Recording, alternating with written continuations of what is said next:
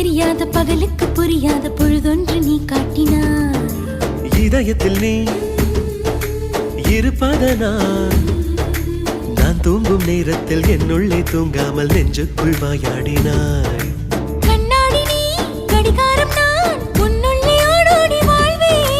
காதல் எனும் கடுதாசி நீ என்றென்றும் அன்புடன் நான்